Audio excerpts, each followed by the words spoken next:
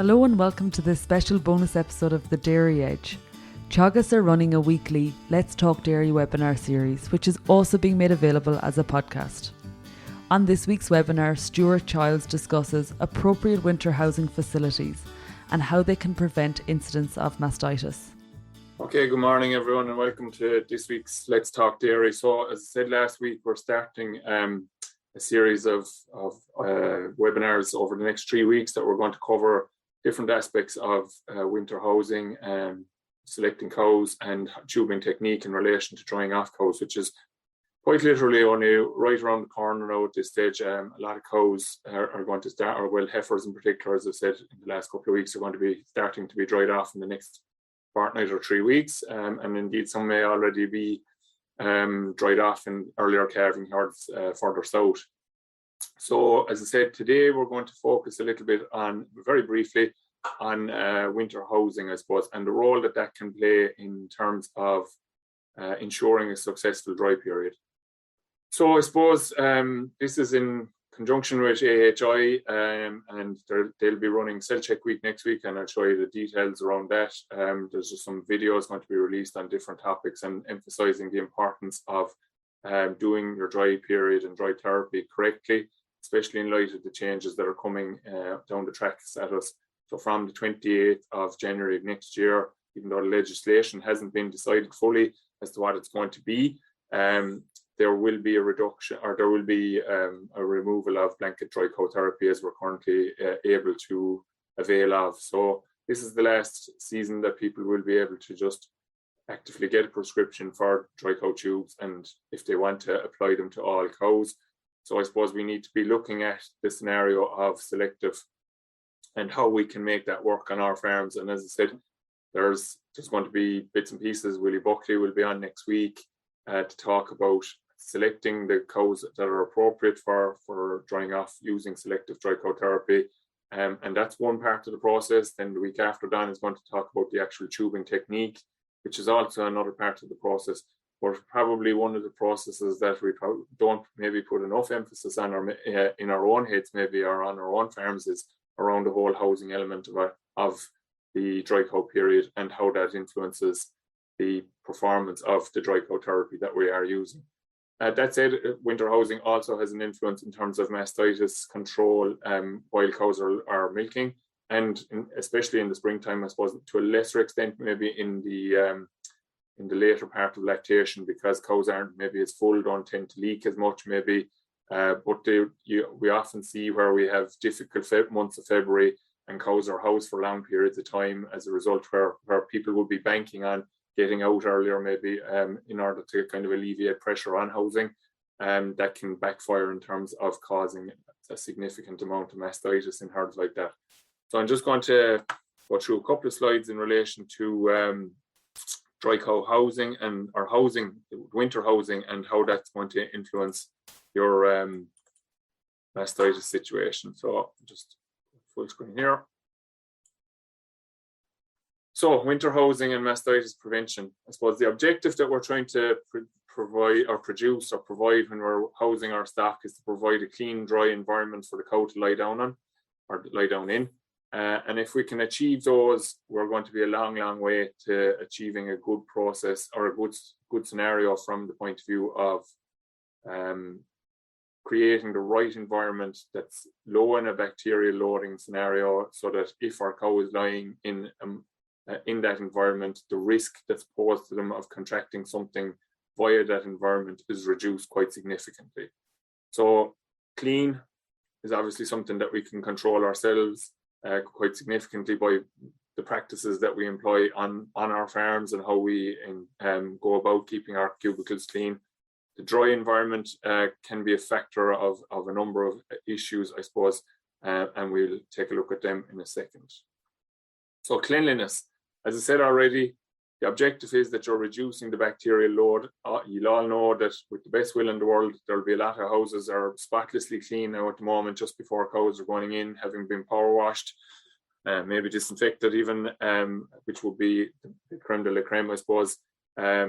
Before housing, there are people then that have no housing washed at all, and for some reason they manage to get away with it. But ideally, you would have your facilities very clean, very well washed at least and disinfected before cows are housed at all. That's getting you off to a good start. Obviously, if there's still the remnants of dung and bacteria possibly that were left on the cubicles when cows finished using them in March or April last year possibly, then there's the possibility that they can get reactivated again. I suppose they can lie dormant to a certain extent because they're not exposed particularly to sunlight, which could dry them out and kill them. So there is a possibility that when a damp environment comes around them again, that they could reactivate again. So reducing the bacterial load is important. I suppose how often we clean cubicles then is obviously going to have a significant role in terms of reducing that bacterial load. So obviously if you go through your cubicle shed at least once a day during the dry period and clean and dust or lime or whatever material you want to use in terms of bedding those cubicles, then you're impacting on the bacterial load that's in the cow's other environment when they're lying down. Cleaning cubicles is probably something that is highly recommended in terms of during the dry period. You often hear people saying that they do nothing once cows are dried off. Find it hard to believe how that can be successful, given that with the best will in the world, with the best shed in the world, cubicles are going to be some way soiled nearly every day anyway, because cows are stepping up and stepping off onto passageways, and they are going to carry bacteria up onto that, and obviously then their feet are in the general vicinity of where the rudder is when they lie down, so there is going to be a bacterial load there, and if that's not cleaned away and disinfected, I suppose, to some extent, then the risk is going to be increased, obviously, of bacteria accessing the udder through the teat canal potentially. So for milking cows, I suppose, would be where they're housed fully, which is possibly coming in the next number of weeks now as grass is beginning to fade away. Definitely going to be in by night, if not already in by night on farms around the country soon. So we have to clean those cubicles every time the cows are on those cubicles.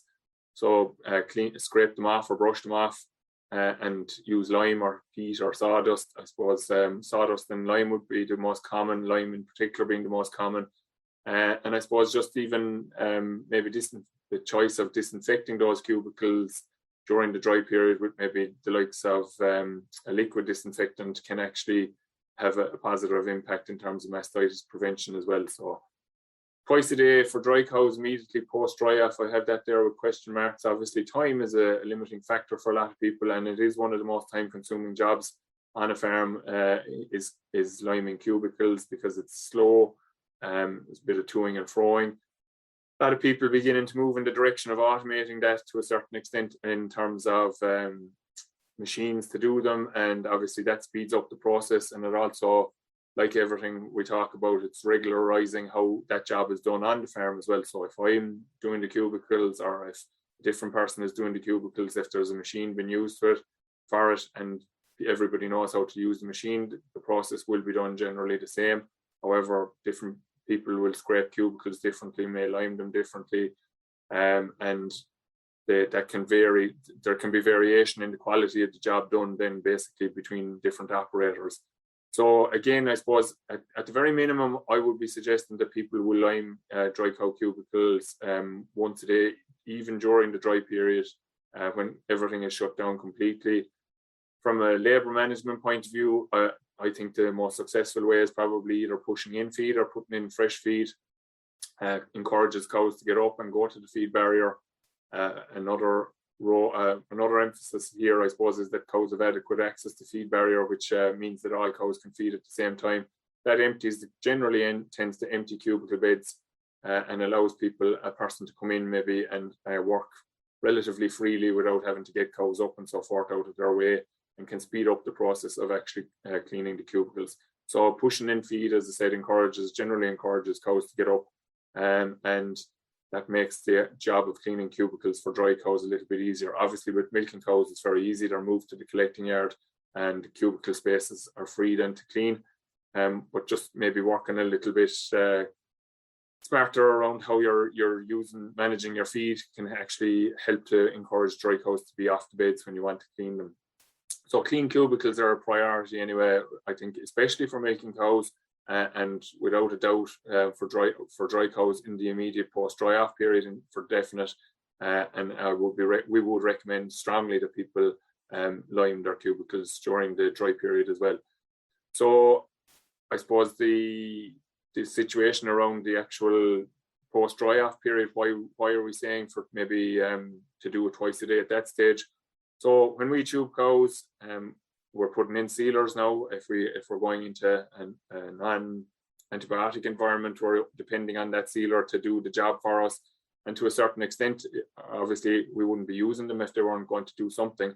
But at the same time, you want to give them every chance to be effective. And as you know, even with low volumes of milk being produced immediately prior to dry off, and I spoke about it a couple of weeks ago, in terms of making sure the cows are kind of shutting down in advance of using any tubes on them, they will tend to bag up a small bit in the immediate post dry off period because they're expecting to be milked.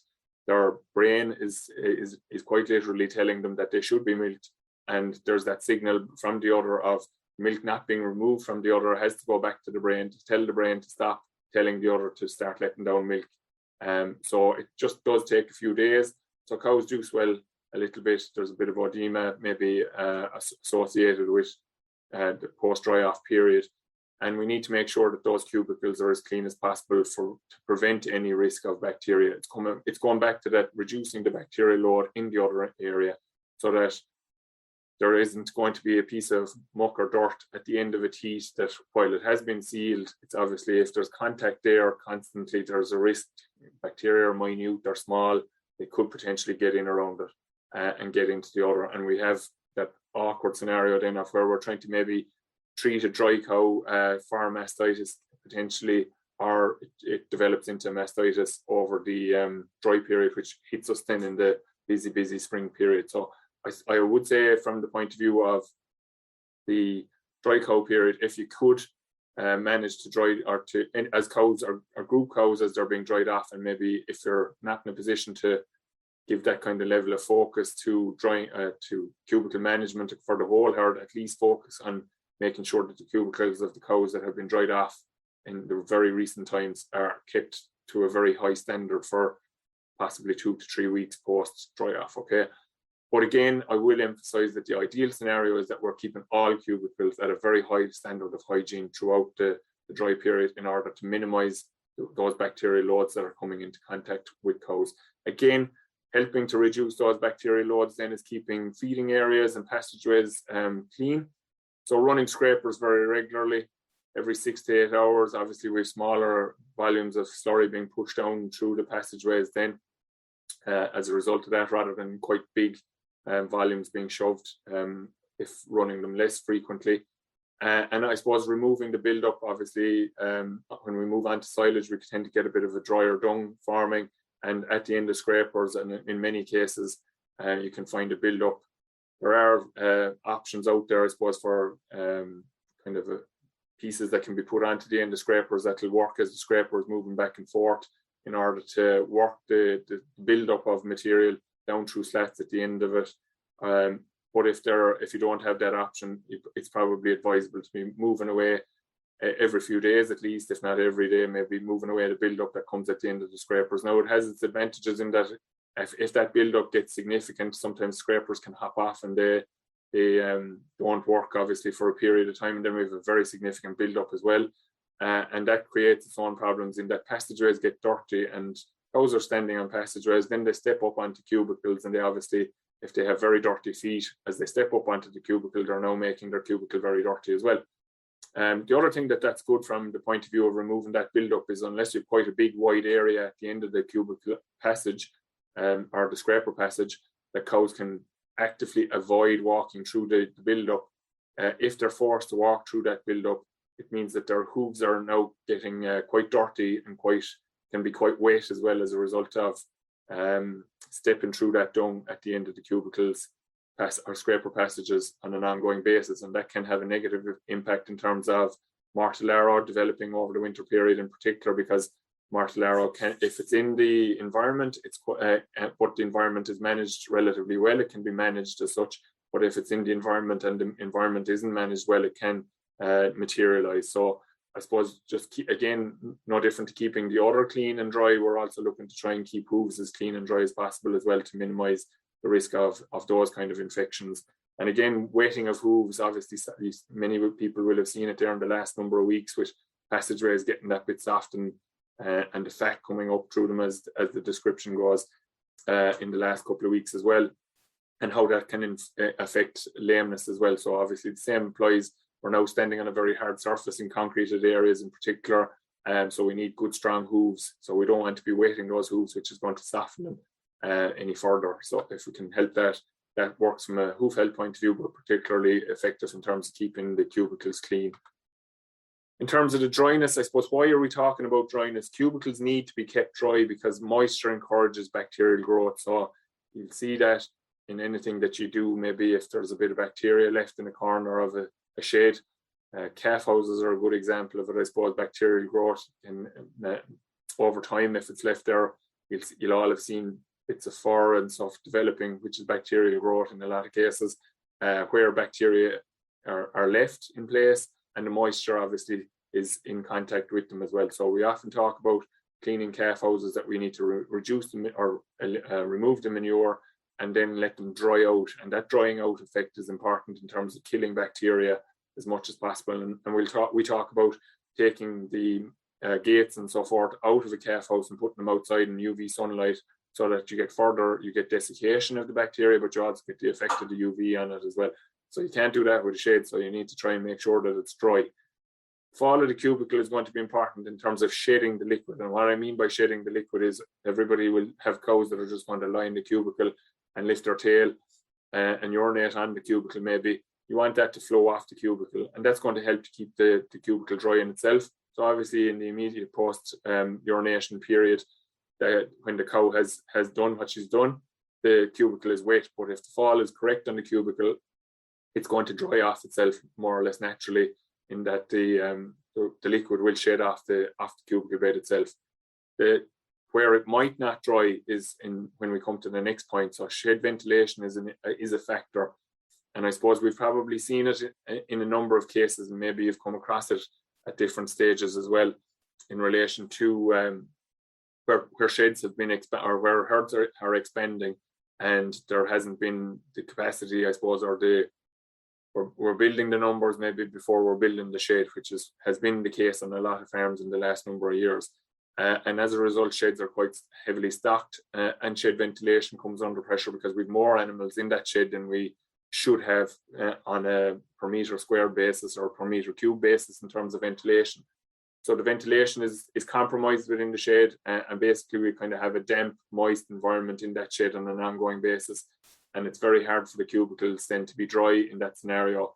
And that's a factor also in terms of cubicle hygiene and so forth as well. So shed ventilation, the shed itself, or the overstocking of the shed can influence. So how can we get around that? I suppose we've a couple of weeks maybe to housing, or maybe in the next number of weeks, I suppose, before sheds are very stocked.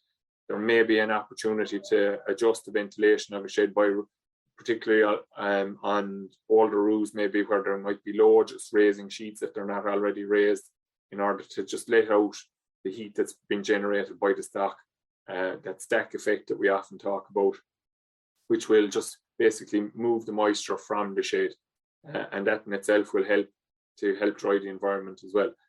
I suppose then again, I've often seen worn cubicles, or worn cubicle mats probably aren't the end of the world to an extent, but what they can do is maybe harbour moisture. If there are little cracks or crevices in them, they can hold moisture in place.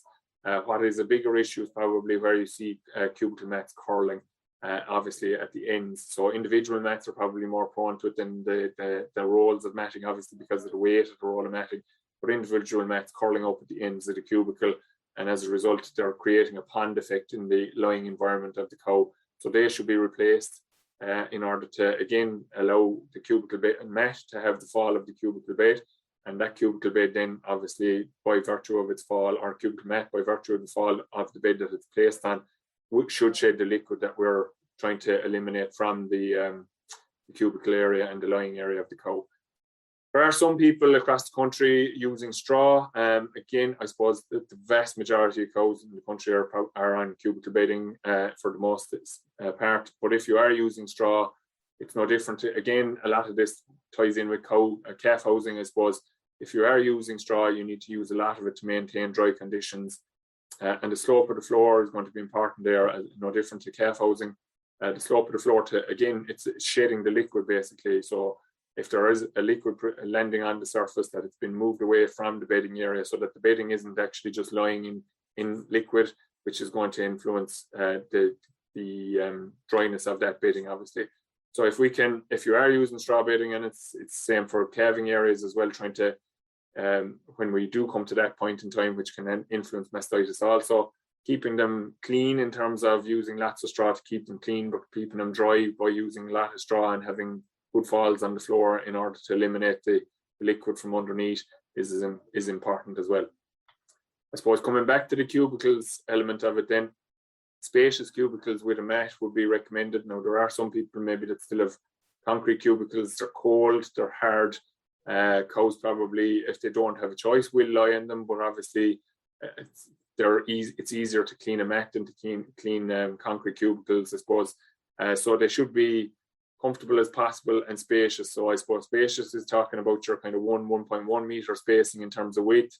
The length, you can see that some cubicles where they're fitted into houses that are narrow cubicle beds as such, they don't have great depth. Cows maybe don't lie in them as well, so that influences the usage of the cubicle, which is important as well. And second point there is making that the area needs to be comfortable to lie down on.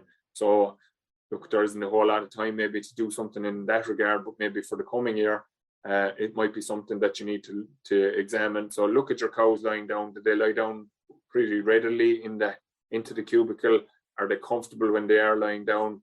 Are they comfortable when they're getting up? Do you see a lot of cows lying down a lot of the time during the winter period? So they come to the barrier, they feed, they go lie down. That's the ideal scenario. It's no different to being out of grass, only that they're inside in the shed. You want them to eat and lie down. When they're lying down, they're content generally, and obviously they're off their feet as well, which is good for hoof health again. So those comfortable lying areas are important. And I suppose the brisket board then is the contrary to the shorter cubicles. So some cubicles can be quite long and cows can be quite far in on the cubicle, and that doesn't lend to, while it might be comfortable to a certain extent, it's bad from a cleanliness point of view because they're very far in on the cubicle bed and they do tend to dirty it quite a lot. So again, if they lift their tail to defecate, they do tend to dirty the back of the cubicle, whereas if we can encourage cows to be aligned correctly in the cubicle itself, and positioned in terms of a lying position. So the cubicle is lining the cow up as to where we want them to lie, but a brisket board is actually going to dictate how far forward she lies in that cubicle. And ideally you would like the tail to be basically hanging over the edge of the cubicle so that they don't into the passageway rather than onto the bed. So a brisket board can be effective in that sense, in that it keeps the cow back a little, I suppose. Again, that's just going to be down to observation. Like some people have quite long cubicles. Cows that we have now, by virtue of the breeding index that we're embracing, I suppose, are making cows a little bit shorter, smaller probably to an extent. So compared to what cubicles might have been on farms a couple of years ago, we may now have a smaller cow that's inclined to lie a bit further forward on the cubicle. And while that's not compromising her comfort really, it is compromising the cleanliness of the cubicle bed. The other risk with cows lying too far forward in cubicles is that they can actually get stuck in them. And that's a bit of a nightmare scenario for anyone that's experienced it from time to time. And obviously the brisket board again will kind of just force them to lie back further on the cubicle. So when they do stand up, they're not caught by the neck rail as much when they're trying to get up, and then they don't get into that panicky situation where they can't get up, but they can't move forward or backwards either. So they eventually get stuck because they kind of keep crawling forward. So brisket boards are useful in that sense as well, in terms of just encouraging the cow to lie in the right position in the cubicle. So look, I talked about the stocking rate already, but I suppose it's something that's worth pointing out again. Overstocked sheds are going to be hard to keep clean because you have a lot of cows. If you have too many cows for the number of cubicles that you have kind of a waiting phase going on all the time. So there'll be cows at the barrier feeding. There'll be the cows that have gotten up last, possibly because they wanted to stay lying down for longest. So they go out to the feed barrier to have least competition for feeding. The other cows then that are standing around waiting for those cubicles to become available are hopping into them and spending as long as they can in them. And sometimes you can find scenarios, especially if a cow gets lame, that they will just stay lying in the cubicle because they know that they're not going to get an opportunity to get a cubicle again if they get up. So I suppose what we need to do there in those scenarios is maybe look at the plan for the winter. I suppose I would be suggesting that people would look at their milk recording reports and identify are there cows that they could be offloading before the winter to help reduce the stocking rate in the shed. Maybe even cows that might be in calf that aren't cows that are going to be milked on the farm the coming year. Should you be looking to part company with them in advance of housing in order to try and have an impact in terms of the stocking rate of the shed and the overall hygiene of the shed as well. Then, as I said, that overstocking is going to contribute to ventilation issues as well as just making it trickier for you yourself to navigate around the sheds, to look at cows. Generally, if cubicles are overstocked, feed barriers are overstocked as well, and that's another issue in terms of feed access and how cows can operate over the dry period, and also trying to deal with cows that need special attention in terms of body condition and so forth as well. So I suppose just to emphasize again the importance of a clean, dry environment for the cow to lie in. That environment needs to be particularly clean and dry in the immediate post-dry off period.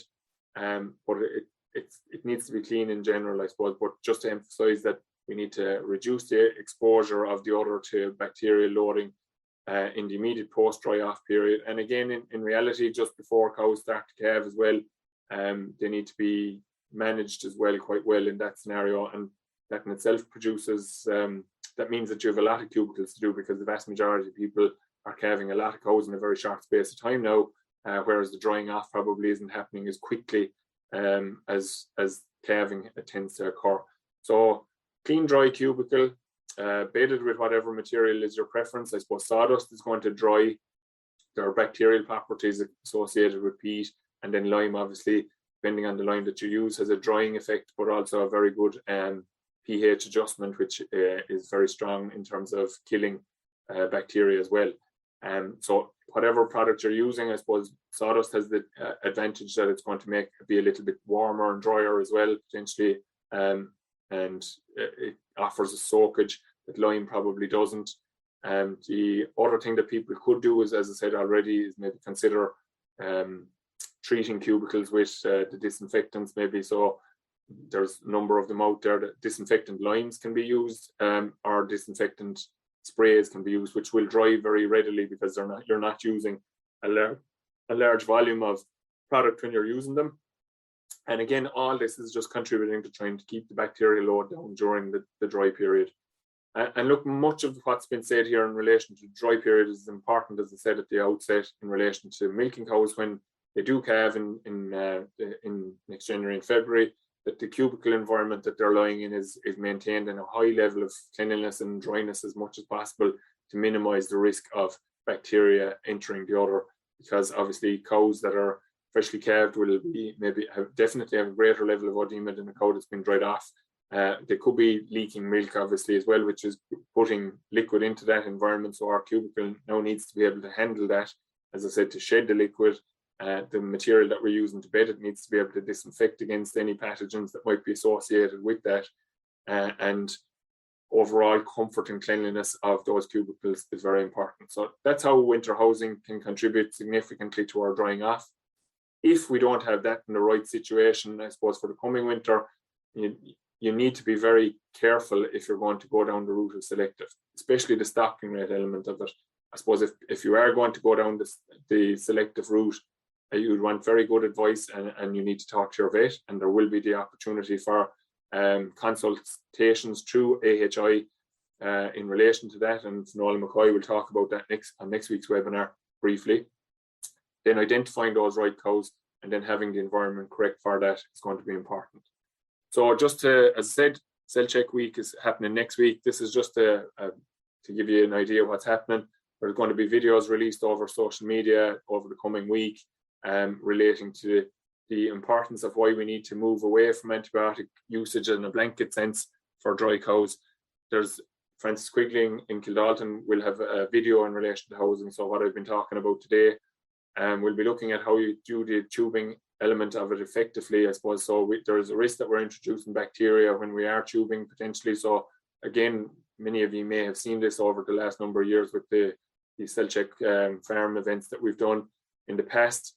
That how you do that successfully is important in terms of achieving a positive outcome in terms of drying off.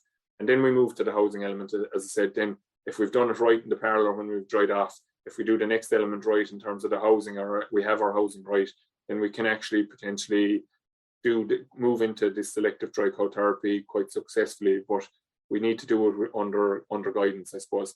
Milk recording obviously then is going to be the focus of Thursday's video. It's going to be very important. Obviously, more co-ops are beginning to make it compulsory, and more co-ops are looking at making it compulsory. And it's obviously an important element in relation to identifying cows that do need antibiotics. So there are cows out there that are going to need an antibiotic, and that will be okay. But we will need to be able to prove that those cows do need that antibiotic. So that video is going to focus on that. And then finally, as I said, it's just that there is funding available through rural development programs, through AHI, under what's called the Teagasc funded dry cow consult. So you can consult with your vets, and most of the vets in the country now at this stage are trained in relation to these consults, in terms of helping you to decide whether it's appropriate or not for you to try selective this year, and what program you can put in place if it's not appropriate for you to do that, what you need to do to position yourself to be ready to take it on next year. So we'll leave it at that for today. As I said, next week, Willie Buckley and Finola will be talking about different elements. So Willie will be talking about identifying the cows using the reports that are suitable for selective, and we'll say what to do with the ones that aren't. And Finola will just give further details in relation to how people can access these dry cow consults through their vets. And Willie's one of those vets that's doing those consults on a regular basis with the last number of years, and he'll be able to add to that as well. So that's it for today. Thank you for tuning in, and we wish you all the best for the coming week, and we'll talk to you next week. That's all for this week's Let's Talk Dairy webinar series. And don't forget to look out for more bonus episodes each week. I'll be back with our usual Dairy Edge interview on Monday, so do listen in then. I'm Emma Louise Coffey, and thanks for listening.